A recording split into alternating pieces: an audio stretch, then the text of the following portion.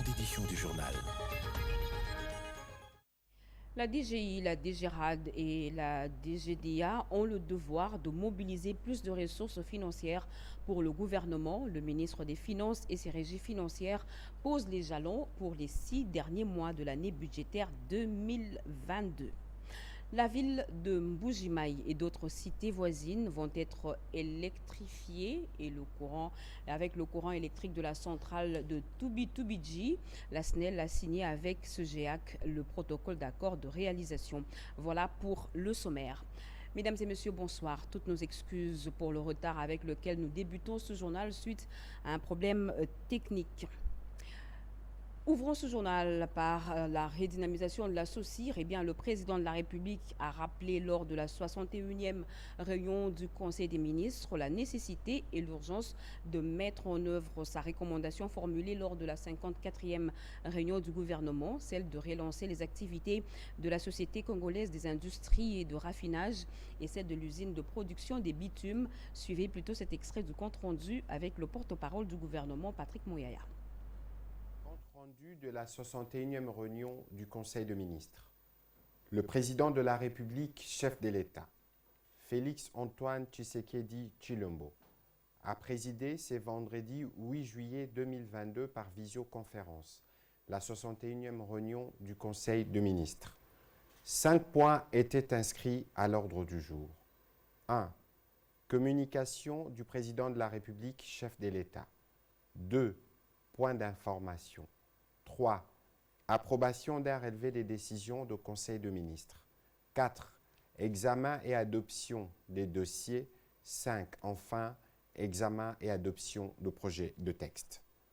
La communication du président de la République, chef de l'État, a porté sur 4 points principaux, à savoir de la relance des activités de la SOCIR SA et celle de l'usine de production des émulsions des bitumes.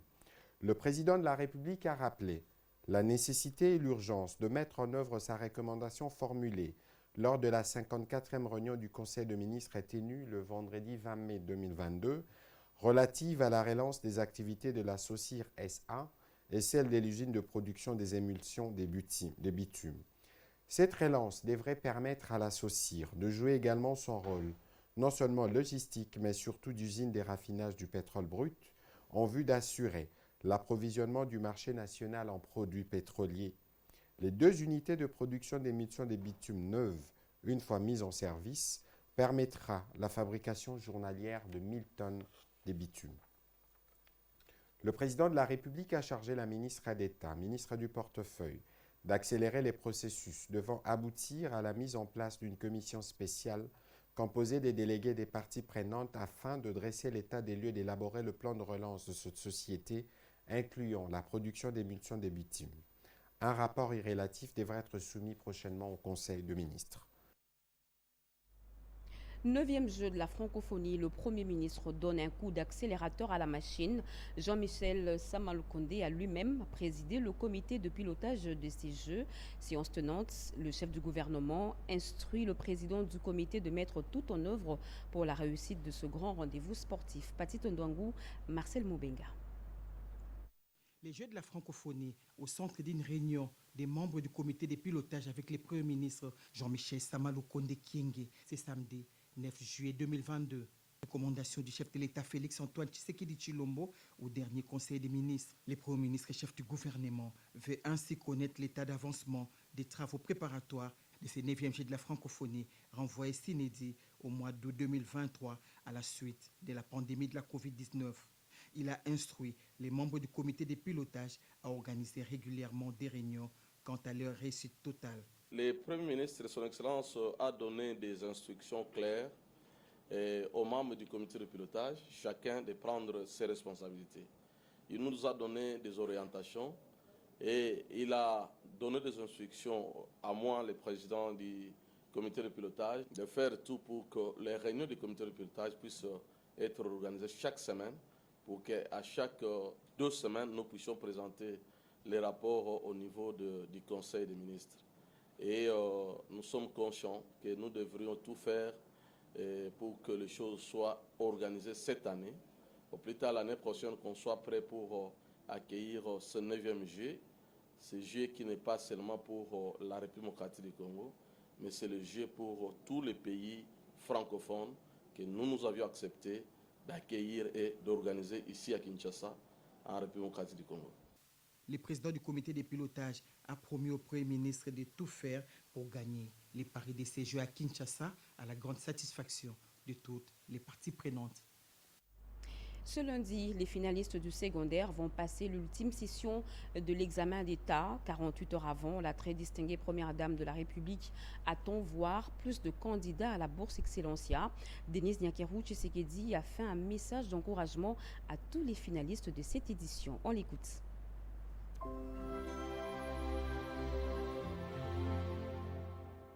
Chers finalistes, la réussite, dit-on, est le fruit du travail, du courage et de l'intelligence. Tout au long de votre parcours scolaire jusqu'à cette étape ultime de l'examen d'État, vous avez travaillé dur et vous avez fait preuve de beaucoup de courage et d'une intelligence vive. Alors laissez-moi vous dire que vous possédez déjà la formule, la meilleure, pour réussir et surtout pour rejoindre la grande famille Excellencia. Pour cela, il vous faudra une parfaite concentration pendant ces épreuves. Puisque dans le programme Excellencia, il s'agit de l'excellence. 85%, c'est le minimum pour être sélectionné au concours d'octroi des bourses de ma fondation. 85%, ce n'est pas rien, je le sais. Mais la bonne nouvelle est que plusieurs avant vous l'ont fait. Et je ne doute pas un seul instant que vous en êtes également capable. La vie est une course d'étapes. Remporter celle-ci et embrasser avec sérénité une autre étape, celle du monde universitaire. Je vous exhorte de continuer, de vous façonner avec persévérance. Il arrivera certainement un moment où vous vous réjouirez de merveilleux résultats obtenus. Engagez-vous donc dès maintenant, avec assiduité et foi en vos capacités, afin de garantir votre avenir et faire partie de l'élite dont notre pays a besoin pour son relèvement et son émergence. Bon travail et que Dieu vous soit favorable. La situation sécuritaire qui prévaut dans l'Est de la RDC s'est invitée à la réunion ordinaire du Conseil des ministres de l'autorité de coordination de transit et des transports du corridor Nord portant la voix de la RDC à ses travaux.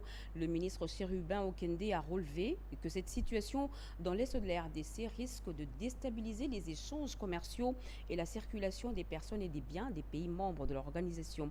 Suzy Ngoï et Myriam Madika. La réunion ordinaire du Conseil des ministres de l'autorité de coordination de transit et de transport du corridor Nord a opté d'œuvrer pour la paix, base fondamentale d'une intégration sous-régionale harmonieuse.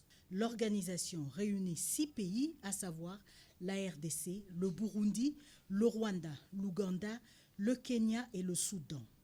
Cette rencontre de Mombasa a permis au ministre congolais de Transport, Voies des Communications et Désenclavement, Chérubin Okende Senga, de démontrer que la situation sécuritaire dans l'est de la RDC, avec les récentes attaques du M23, risque de mettre en mal tous les efforts déjà entrepris par l'organisation.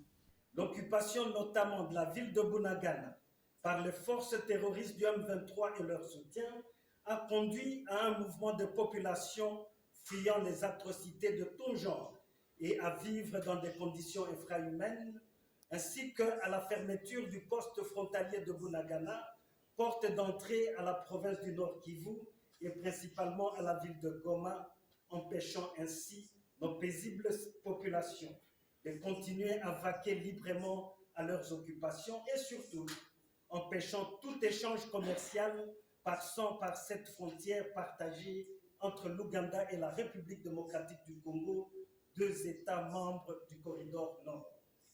Cette 34e réunion ordinaire a également lancé le plan stratégique quinquennal de l'organisation pour l'exercice 2022-2026 et le portail d'information commerciale de l'organisation. Philippe Kiyimpou prend le règne de Logifrem. Il remplace Justin Kamoignan qui lui devient directeur général adjoint intérimaire. La cérémonie de remise en reprise présidée par le secrétaire général au transport a eu lieu hier au siège de l'Office de gestion du fret multimodal, Rodé Panda.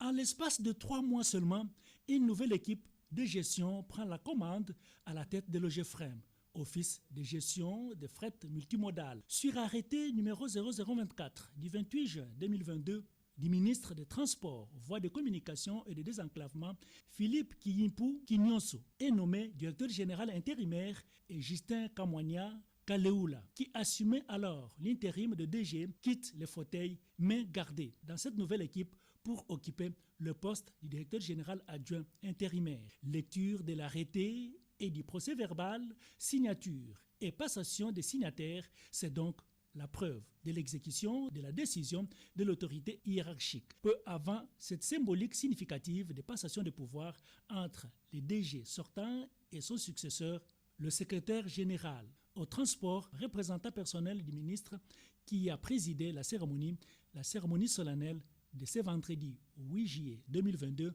a rappelé le contexte de cette décision du gouvernement et les rôles que doit jouer l'OGEFREM dans la politique gouvernementale. Pas donc d'agitation si l'on veut réaliser les assignations révolues à cette entreprise, a-t-il martelé. Je demande une seule chose, l'amour, la paix et le travail, avec sacrifice et abnégation. Vous avez bien dit, on est une famille. Alors, restons une famille. Le travail, c'est le papa, c'est la maman. Le directeur général sortant a promis une franche collaboration et succès au nouveau chef d'équipe, Philippe Kiyumpi, et à l'OGEFREM. Le numéro 1 de l'OGEFREM, Philippe Kiyumpi, l'homme d'une expertise et la maîtrise de l'outil de travail convaincante, a invité tous les personnels, agents et cadres à garder le même élan dans le travail en allant de mieux en mieux dans l'amour et la paix sociale. Désormais, l'OGEFREM sera dirigé par des fils maison et des frères. La mobilisation des recettes doit être plus accrue ce dernier semestre. Le ministre des Finances, Nicolas Kazadi, l'a redit aux régies financières. La DGI, la DGRAD et la DGDA ont été encouragées à multiplier les efforts pour donner au gouvernement les moyens de sa politique. Edith Chala. Une progression encourageante des recettes publiques que le ministre des Finances Nicolas Kazadi veut maintenir à tout prix. Il a, au cours de cette réunion avec les régies financières, DGI, DGRAD et DGDA, rappelé les attentes du gouvernement. À ce stade, déjà 66% des recettes ont été mobilisées par rapport aux prévisions annuelles. Le premier semestre enregistre un taux record de 136% avec la DGI en tête de mobilisation, 180% sur les prévisions annuelles, suivi de la DGRAD avec 113% et la DGDA avec 78%. Nicolas Kazadi félicite et attend encore plus pour le second semestre. Son Excellence nous a félicités pour cette réalisation. Et il est aussi vrai, tel que nous voyons l'évolution des choses, que d'ici la fin de l'année, nous aurons à garder ces comportements. Les prévisions seront vraiment dépassées. Il y a aussi un problème de super profit que nous sommes en train de régulariser. Et il est vrai aussi que cet impôt-là pourra aussi donner beaucoup en ce qui concerne les moyens que nous aurons donnés au gouvernement pour faire sa politique. Les régies financières ont également été informées au cours de cette réunion par le ministre de l'évolution des travaux préparatoires de la réforme visant l'instauration du paiement des recettes par les canaux digitaux. Les infrastructures de facilitation de commerce, en l'occurrence le port sec de Kestumbalesa et le poste de Mukambo, participeront à plus de mobilisation de recettes. L'administration douanière a signé un protocole d'accord avec une firme chinoise pour ce faire. Et le ministre d'État, ministre du Budget, a clôturé les travaux du séminaire d'orientation budgétaire pour l'exercice 2023. C'est un condensé signé Rikin Zuzeloya. Lancé le 7. C'est ce samedi 9 juillet 2022 que les rideaux sont tombés sur les travaux du séminaire d'orientation budgétaire pour l'exercice 2023 présidé au nom du Premier ministre par le ministre d'État en charge du budget, Aimé Bodji Sangara. Ces assises ont eu l'avantage de réunir les acteurs au processus d'élaboration du budget qui ont échangé sur les perspectives budgétaires de la période 2023-2025 et la loi des finances 2023. Ensemble, ils ont dégagé un consensus sur le choix des politiques publiques à mettre en œuvre dans chaque secteur. De faire de la RDC un pays fort, prospère et solidaire. Parmi les défis de 2023 figure le financement des élections face à la guerre dans l'est du pays, tout en gardant un œil vigilant sur le processus de développement du pays en termes d'investissement dans le contexte de la crise mondiale due à la guerre russo-ukrainienne. Les moyens importants s'imposent. Dans un autre volet, le 8 juillet 2022, dans la soirée, 2 délégations en face, la RDC, représentée par Kawanda Walom Jeanne Blandine, directrice générale de la DGDA, et la Chine, représentée par Wu Shuje, mandataire de Jilayu International Logistique, qui par délégation des services publics participe à la conception, à la construction, à l'aménagement, à l'élargissement, à l'entretien, à l'exploitation et à la maintenance de la route nationale numéro 1, tronçon Kassombale-Sassakanya. La mise en place de 4 postes de péage, un poste frontalier à Sakanya et un autre à Mokambo. Vu la convention du 12 août 2019 avec le gouvernement de la République, un protocole d'accord vient d'être signé. C'est pour instaurer un cadre juridique pour les parties de disposer, de définir des mécanismes et des modalités de gestion et de fonctionnement du comité de suivi conformément au protocole d'accord. La patronne de la douane congolaise a salué à juste titre ce partenariat public-privé pour le développement des infrastructures en République démocratique du Congo, selon la vision du chef de l'État, Félix Antoine Tshisekedi Tshilombo. Un autre protocole d'accord signé, c'est celui portant le développement du Kasaï central. Cette province et le bureau central de coordination ont dirigé leur curseur sur la réhabilitation de la voirie urbaine de Kananga. Regardez.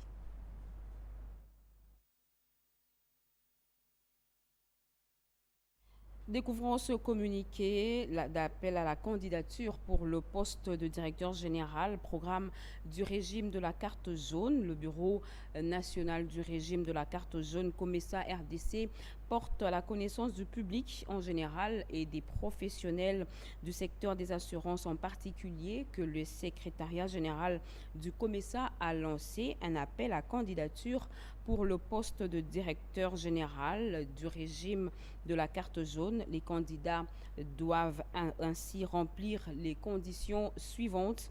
Qualification académique minimale, être titulaire d'un diplôme de master en économie, commerce, finance ou sciences sociales, être titulaire d'une qualification professionnelle internationale reconnue dans le domaine des assurances, expérience professionnelle, 15 ans d'expérience dans le domaine des assurances, dont 5 ans au niveau du cadre supérieur, langue parlée couramment l'anglais et avoir une connaissance pratique du français ou de l'arabe. Parler les 3 langues constitue un atout majeur. Durée du mandat, 4 ans, renouvelable sous réserve de rendement satisfaisant. Lieu d'affectation, Lusaka en Zambie, et ceux que la chose intéresse sont priés de retirer les formulaires ad hoc au siège de la SONA-CESA, direction de réassurance 6 boulevard du 30 juin, immeuble Sankourou 66/64. La date limite du dépôt des candidatures est fixée au 28 juillet 2022 à 16h, fête à Kinshasa le 5 juillet 2022. Boniemé Ekofo Lucien, coordonnateur du bureau national RDC. Revenons sur ce protocole d'accord signé entre la BSECO et la province du Kasaï central sur la réhabilitation de la voirie urbaine de Kananga. Des signatures du protocole d'accord de collaboration entre la province du Kasaï central et le bureau central de coordination BSECO. Cet accord approuvé par l'Assemblée provinciale du Kasaï central vise la modernisation et la viabilisation des infrastructures de la province du Kasaï central. John Kabeyashi Kaï et Jean-Mabi Moulumba.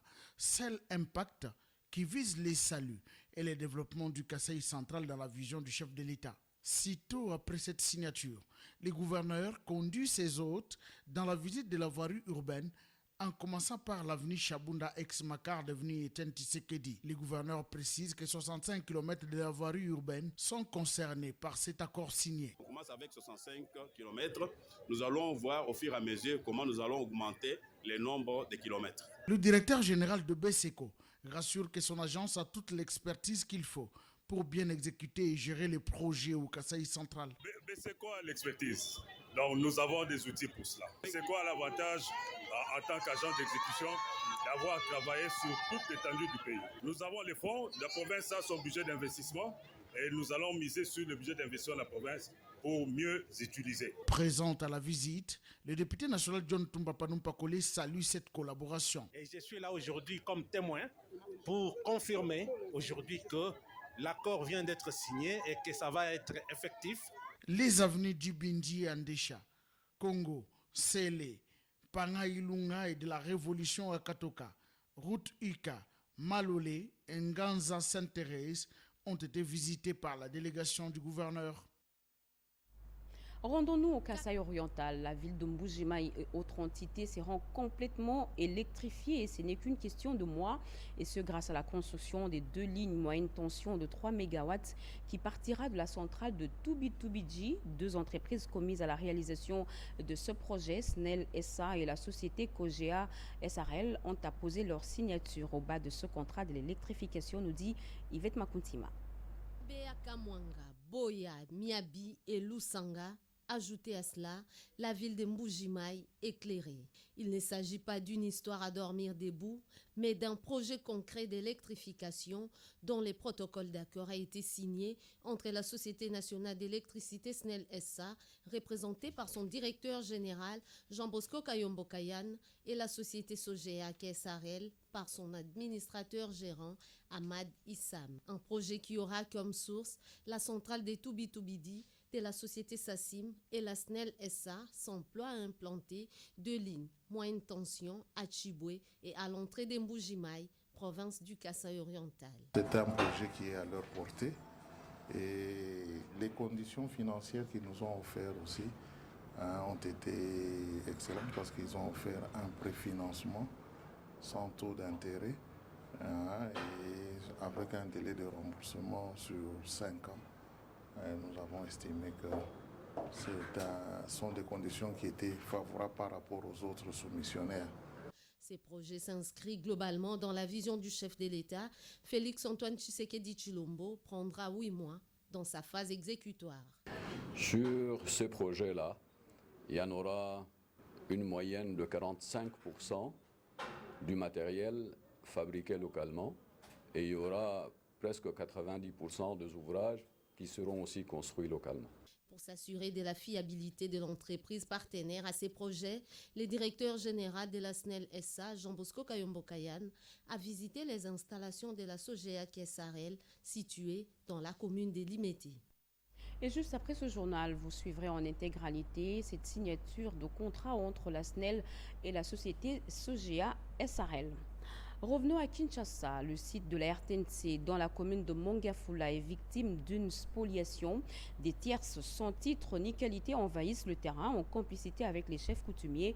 Le constat a été fait aujourd'hui sur le terrain. Rodépanda. Ces paysages en projection, communément appelés site Orgaman, Sebo, situé dans la commune de Mongafula, est une concession qui appartient à la radio-télévision nationale congolaise depuis belle lurette.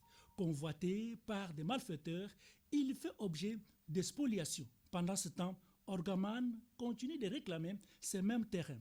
Le contentieux entre la RTNC et Orgaman est en cours à la justice, bien que le jugement a déjà été rendu en faveur de la RTNC.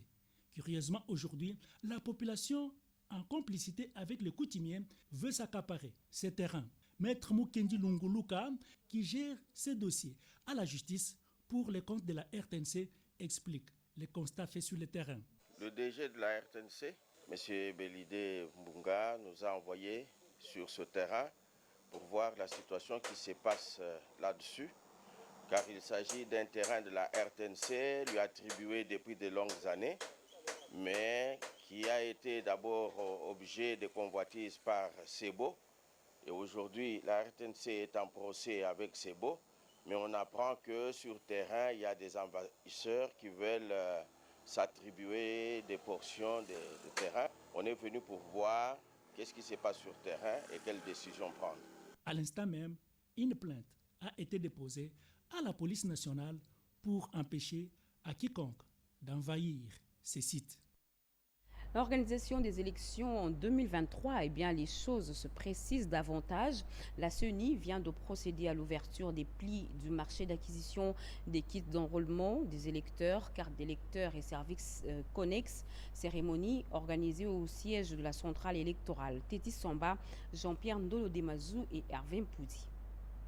La salle abbé Apollinaire Malou de la CENI a servi de cadre à cette cérémonie d'ouverture des offres dans le cadre d'appel d'offres internationales lancé le 16 juin 2022. Ceci en présence des membres du bureau et de la plénière, de la centrale électorale et des différents soumissionnaires. Pour le président de la CENI, Denis Kadima Kazadi, cette séance publique s'inscrit dans le plan de passation des marchés de la centrale électorale pour l'exercice budgétaire en cours. L'acquisition des kits d'enrôlement des électeurs, des cartes d'électeurs et des services connexes, marché d'une extrême importance dans le cadre de la révision du fichier électoral et des préparatifs de prochaines élections générales en République démocratique du Congo. La gestion des marchés publics repose essentiellement sur les principes de liberté d'accès à la commande publique, de prise en compte de l'expertise et des compétences, d'égalité des traitements des candidatures,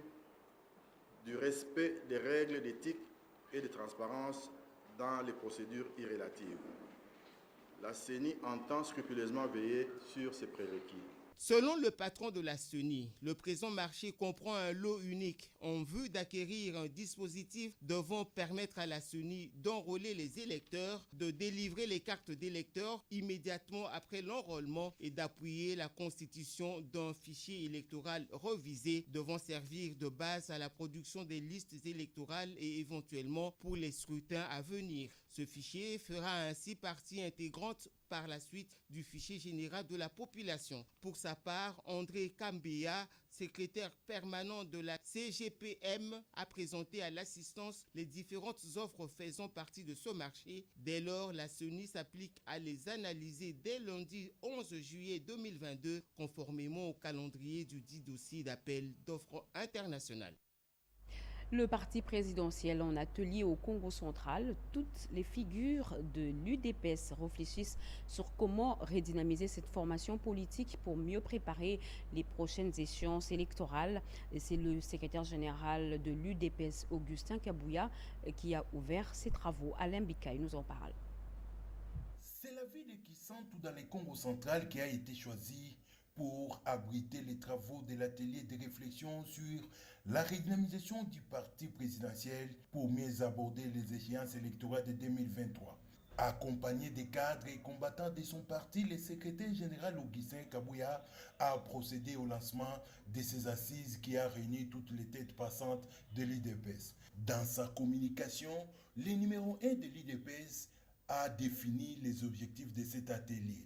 C'est notamment l'élaboration d'une feuille de route, des actions concertées à mener jusqu'en 2023 et mettre en place une stratégie d'appropriation et le monitoring de la mise en œuvre du projet des 145 territoires. La mise à jour s'impose. Les recommandations sur les dispositions statutaires et réglementaires pour la bonne marche du parti d'Étienne Tshisekedi seront aussi au centre du débat. Cet atelier va permettre à l'exécutif national du parti, la commission électorale permanente et la convention démocratique du parti d'harmoniser le vœu pour la réélection de Félix-Antoine Tshisekedi Tshilombo en 2023 et lui doter une majorité écrasante. Et cette bonne nouvelle des maisons pour les sinistrés de Nyiragongo, au total 120 ont été remis aux victimes de l'éruption volcanique. La ministre du Genre, Enfants et Familles, Gisèle Ndaya, qui est arrivée à Goma, a procédé à la remise symbolique de ces maisons. Cédric Kenina. Arrivée dans la ville de Goma, dans la province du Nord Kivu, avec un agenda chargé, la ministre du Genre, Enfants et Familles, Gisèle Ndaya, a présenté ses civilités au gouverneur militaire de cette province. Concernant l'objet de sa visite, La patronne du genre s'est rendue dans les quartiers Karisimbi, au contact des sinistrés de Niragongo. À ses côtés, les ministres des Affaires sociales Modeste Mutinga, ainsi que certains députés et sénateurs du Nord Kivu pour la remise à titre symbolique des 120 maisons aux sinistrés, un bureau de la police nationale et un marché moderne don de la province minière du Lualaba. Son Excellence M. Félix-Antoine Tshisekedi Tshilombo, président de la République et chef de l'État, avait lancé un appel à la solidarité nationale. Vous toutes et tous, femmes, hommes, jeunes et vieux, de la ville de Goma, veuillez trouver par notre présence l'expression de notre admiration pour votre sens élevé de résilience face aux diverses calamités qui menacent constamment cette partie importante de notre territoire national. En dehors de ces maisons, Gisèle Ndaya a remis des vivres aux familles qui en avaient tant besoin, ce avant de visiter les marchés de la Cité de la Cohésion nationale. Un nouveau parti politique vient de voir le jour dans la sphère politique congolaise. Il s'agit du Front pour un Congo nouveau, parti membre de l'Union sacrée de la Nation, dont l'autorité morale n'est autre que l'honorable Claude Nyamugabo, Jojo Ndibou et Dien Balaka. Les élections approchent, ça bouge déjà dans différents quartiers généraux des partis politiques pour offrir au chef de l'État, Félix-Antoine Tshisekedi Tshilombo, non seulement un deuxième mandat, mais aussi la majorité parlementaire.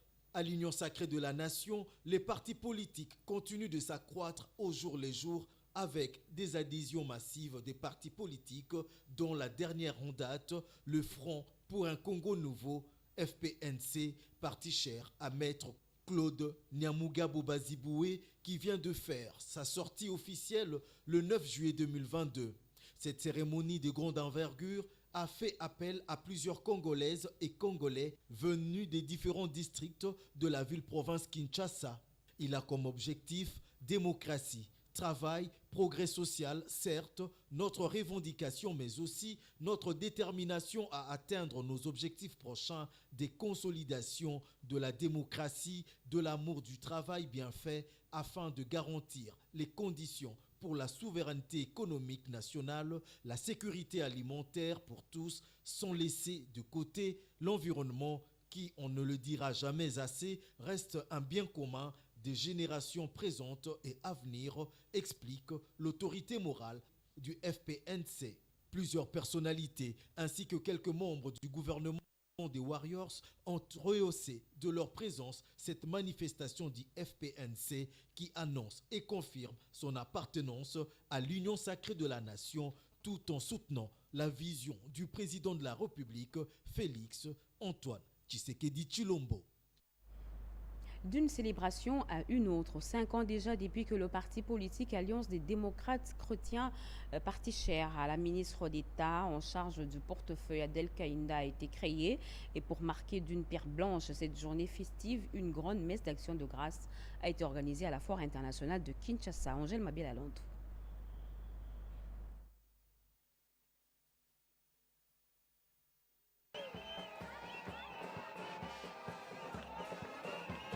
L'Alliance des démocrates chrétiens totalise 5 ans de son existence. Elle se considère désormais comme premier parti des masses en République démocratique du Congo. Elle est implantée dans 18 provinces. L'autorité morale de l'Union sacrée de la Nation, Félix-Antoine Tshisekedi Tshilombo, devra ainsi compter sur elle pour les enjeux électoraux futurs. Les 5 ans d'existence de notre parti que nous célébrons aujourd'hui est le fait de notre fidélité, de notre loyauté, de notre persévérance, de notre détermination, de notre courage, de notre patience, de notre solidarité, de notre travail, de notre vouloir vivre en commun pour un meilleur idéal et faire de la RDC un état de droit où il fait beau vivre. Nous nous sommes inscrits dans le schéma d'accompagner le président de la République dans sa vision, le peuple d'abord, l'état de droit. Et nous, par notre discipline, du travail bien fait, de la culture verte et du respect du temps, nous qui bannissons la procrastination, ensemble, nous allons l'accompagner pour sa réélection de 2023. Soyez bénis. Ce moment d'anniversaire de l'Alliance des démocrates chrétiens à la foire internationale de Kinshasa était aussi propice pour son autorité morale, la princesse Adel Kainda Maïna, de condamner haut et fort l'agression rwandaise dans l'est de la RDC, toujours et encore victime des atrocités meurtrières de la paisible population. Adel Kainda a choisi également cet instant pour témoigner le soutien de sa formation politique aux forces armées de la République démocratique du Congo, car les membres de ce mouvement, vert et blanc, plein à craquer dans les installations de la FIKIN, aspirent à la bonne gouvernance du pays qu'elle leur inculque la fondatrice du parti. L'autorité morale de l'ALDEC a fait un appel à l'unisson à ses membres pour gagner un gain de cause aux prochaines échéances électorales qui pointent à l'horizon. 2023, c'est pour bientôt. C'est là afin d'obtenir plus de sièges dans ce grand challenge futur. Tel est ainsi l'objectif principal de ce parti politique qui se bat bec et ongle pour le succès et le triomphe de l'autorité suprême, Félix-Antoine Tshisekedi Tshilombo, en 2023. Fini le deuil, l'Union pour le renouveau républicain, la Convention des républicains et les forces politiques alliées de l'UDPS ont levé le deuil après le décès de Kitengeyezu et de l'honorable Jacques Chimbombo Mukuna. C'était au cours d'une matinée politique, nous dit Yvette Makuntima. Deux hommes politiques, deux philosophies républicaines qui forment un tout, un héritage politique à préserver. Kitengeyezu, président national, et Jacques Chimbombo Mukuna, fondateur de l'Union pour les renouveaux républicains, URR, sont passés dans l'au-delà. Cette matinée politique au siège de l'URR, qui a réuni les forces politiques alliées de l'UDPS, a été un moment de la levée officielle du double deuil qui a frappé cette formation politique, moment propice, en présence de la fille et les fils biologiques des défunts, de magnifier les qualités d'hommes d'État des illustres disparus. Que ce soit M. Kitengeyezu, l'honorable Chimbombo Mukuna, nous étions ensemble, jour pour jour. J'étais à leur chevet avant leur décès. Je suis content, après que la famille ait fait son deuil, et aujourd'hui, c'est la famille politique de l'URR. Nous venons de rendre hommage à ces deux grandes personnalités. Cette activité augure tout naturellement la reprise des activités politiques, mais aussi de l'engagement de l'URR à soutenir les actions du chef de l'État, Félix-Antoine Tshisekedi Tshilombo, comme l'indique le secrétaire général de ces partis, Paul Lohayo. Nous remercions de tout cœur toutes celles et tous ceux qui ont compati à notre douleur. Que le président de la République, chef de l'État, son Excellence, M. Félix-Antoine Tshisekedi Tshilombo, trouve ici l'expression de notre profonde gratitude pour avoir été présent aux obsèques de nos deux leaders. Ensemble, regardons dans la même direction, c'est les messages clés de cette formation politique. Ne zappez pas, restez scotchés sur la RTNC. Vous suivrez tout à l'heure à 21h en direct de Pullman le concert de réunification de Wenge Musica 4x4. Fin de ce journal, mesdames et messieurs. Merci de votre fidélité. Merci à vous qui nous suivez à Cabinda, dans la province de Lomami et partout ailleurs sur satellite. Vous êtes sur la RTNC. L'actualité continue sur nos antennes. Retrouvez à 23h Serge Merlin Mata. Demain à 20h, Patrick Michel Mokoui. Bon week-end à toutes et à tous et très bonne suite de programme sur la chaîne nationale. Au revoir.